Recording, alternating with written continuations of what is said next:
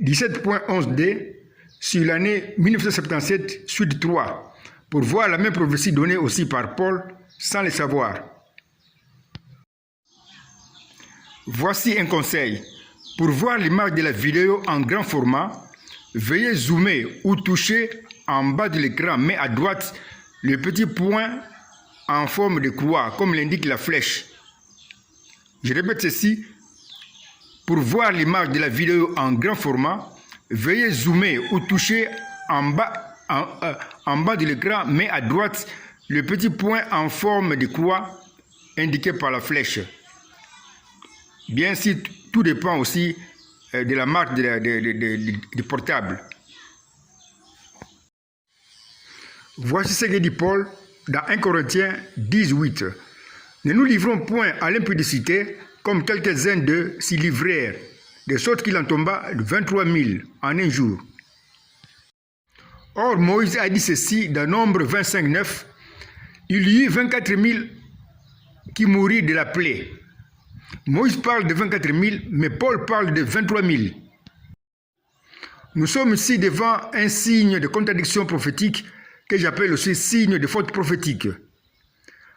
Ma précieuse Bible est donc le seul livre au monde dans lequel on trouve des contradictions ou des fautes créées par moi-même et qui sont des prophéties qui annoncent ce que je vais accomplir au temps de ma seconde venue comme Messie Jésus-Christ.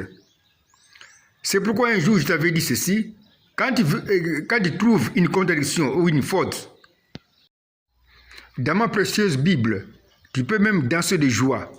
C'est le mystère du septième sceau.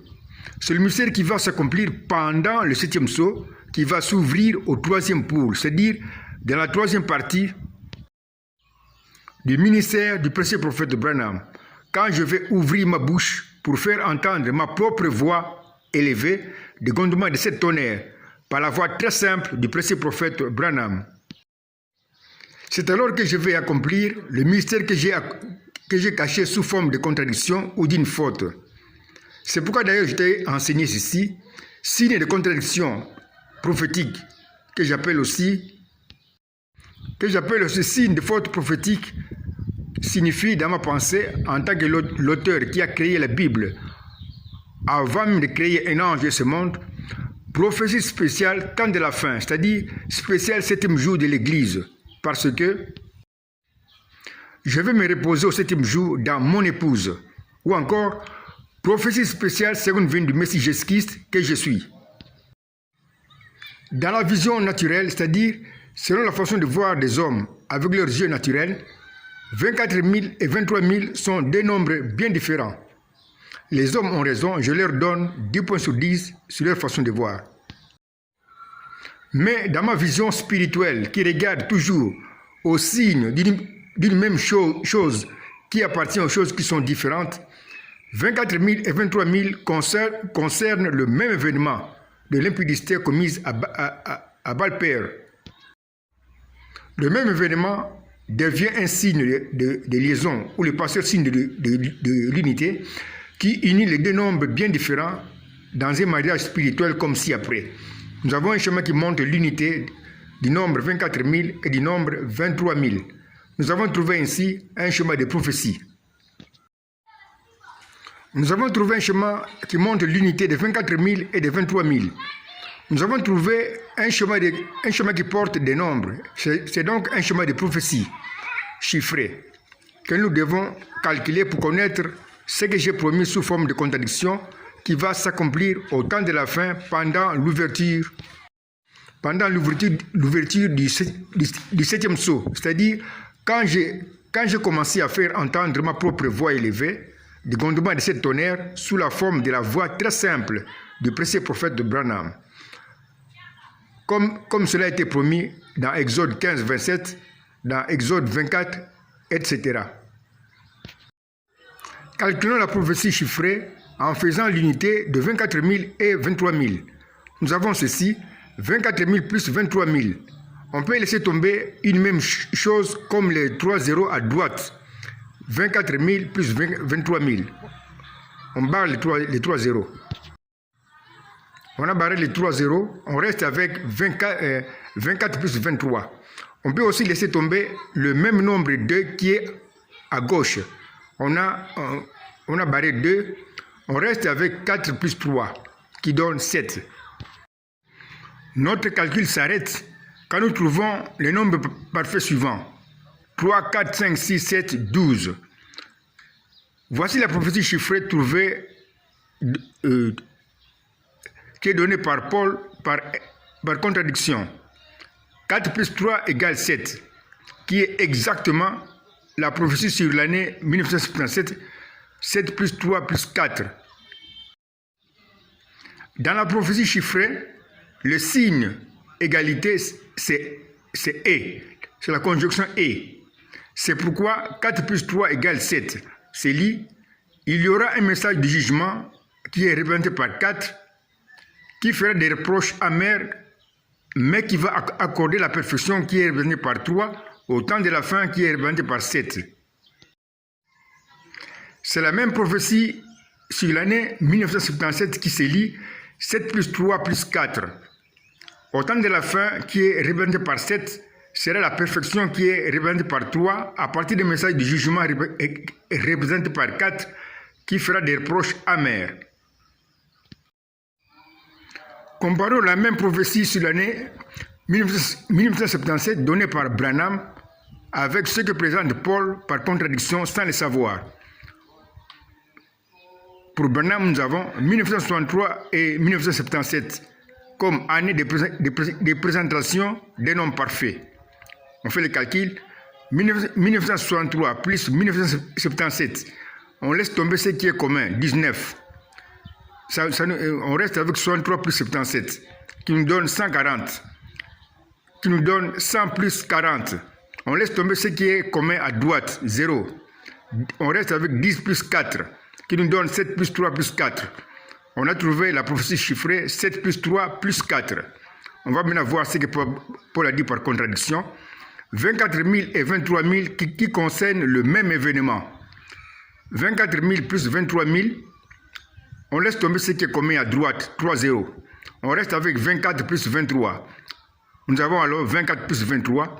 On laisse tomber ce qui est commun à gauche, le même 2. On laisse tomber le même 2. On reste avec 4 plus 3, qui nous donne 7. La prophétie trouvée, donnée par Paul par contradiction, c'est 4 plus 3 égale 7. On voit en bas, 7 plus 3 plus 4 égale 4 plus 3 égale 7. Ça, c'est la sagesse de Dieu qui montre clairement que c'est lui qui avait donné la même prophétie par Branham et aussi par Paul par contradiction, sans qu'il les sache. Or, dans la prophétie chiffrée, 4 plus 3 égale 7, on ne parle pas d'Israël, qui est pourtant concerné aussi par la promesse de recevoir la perfection au temps de la fin. Nous devons donc faire le calcul autrement pour retrouver Israël dans la prophétie. On répare le calcul dans l'unité qui montre, dans le chemin qui montre l'unité de 24 000 et de 23 000. Faisons l'unité de 24 000 et 23 000 qui donne alors 24 000 plus 23 000. On laisse tomber une même chose comme 3 zéros à droite.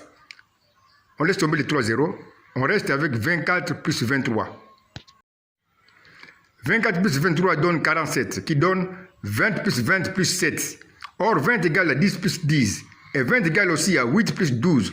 On a alors ceci, 10 plus 10 plus 8 plus 12 plus 7. Or, 10 égale à 7 plus 3 égale aussi à 6 plus 4. Et 8 égale à 5 plus 3. On a alors ceci, 7 plus 3 plus 6 plus 4 plus 5 plus 3 entre parenthèses plus 12 plus 7. Notre calcul de prophétie s'arrête quand nous trouvons le nombre parfait suivant. 3, 4, 5, 6, 7, 12. Voici la prophétie chiffrée trouvée. 7 plus 3 plus 6 plus 4 plus 5 plus 3 plus 12 plus 7. Qui se lit ainsi. Au temps de la fin qui est représentée par 7, sera la perfection qui est représentée par 3 de l'homme qui est représentée par 6. À partir des messages de jugement qui est représenté par 4, qui fera des reproches amers, mais qui va accorder la grâce d'être parfait, qui est ici représenté par 5 plus 3, à Israël et l'Église qui sont représentés par 12. Parce que Israël, qui a commencé avec 12 tribus, et l'Église qui a commencé avec 12 apôtres sont liés par le même nombre 12. Nous retrouvons exactement la même prophétie sur l'année 1977 qui est donnée par le précédent prophète Branham. 7 plus 3 plus 6 plus 4 égale 5 plus 3 entre parenthèses plus 12. Mais qui est donnée aussi par Paul. 7 plus 3 plus 6 plus 4 plus 5 plus 3 entre parenthèses plus 12 plus 7. Paul insiste en disant au temps de la fin, qui est ici représenté par 7. Paul précise dans sa prophétie que cela concerne Israël qui sera au temps de la fin, qui est ici représenté par 7. Quand je donne une prophétie sous forme de contradiction, l'écrivain ou le prophète qui écrit ne se rend pas compte qu'il crée une contradiction provoquée par moi-même pour annoncer ce qui va se passer à ma seconde venue. Comparons la prophétie donnée par Paul par contradiction sans le savoir avec la prophétie sur l'année 1977 donnée par Branham. Dans le cas de Paul, nous avons 24 000 et 23 000 qui parlent du même événement de Baal-Peor. Nous avons l'unité de 24 000 et 23 000. Faisons le calcul. 24 000 plus 23 000, nous supprimons les 3 zéros à droite parce que c'est commun. Nous restons avec 24 plus 23. On reste avec... cela donne 47. 47 égale 10 plus 20 plus 7. Qui nous donne alors 7 plus 3, 6 plus 4, plus 8 plus 12 plus 7. Or, 8 égale à 5 plus 3. On peut remplacer 8 par 5 plus 3, qui nous donne alors 7 plus 3, plus 6 plus 4, plus 5 plus 3, entre parenthèses, plus 12 plus 7. Nous avons la prophétie chiffrée donnée par Paul. 7 plus 3 plus 6 plus 4 plus 5 plus 3 entre parenthèses plus 12 plus 7. Dans le cas de Branham, nous avons 1963 et 1977 comme année de présentation des nombres parfaits. Nous avons l'unité des années 1963 et 1977. Nous faisons le calcul. 1963 plus 1977. On laisse tomber 19 parce que c'est commun à gauche. On reste avec 63 plus 77. Qui nous donne alors 9. On divise ensuite par 7. 63 par 7 c'est 9. 77 par 7 c'est 11. 9 plus 11 c'est 20. 20 égale à 10 plus 10 qui nous donne 7 plus 3 plus 6 plus 4 qui nous donne 7 plus 3 plus 6 plus 4 égale à 5 plus 3 plus 12. C'est la même prophétie donnée par Paul.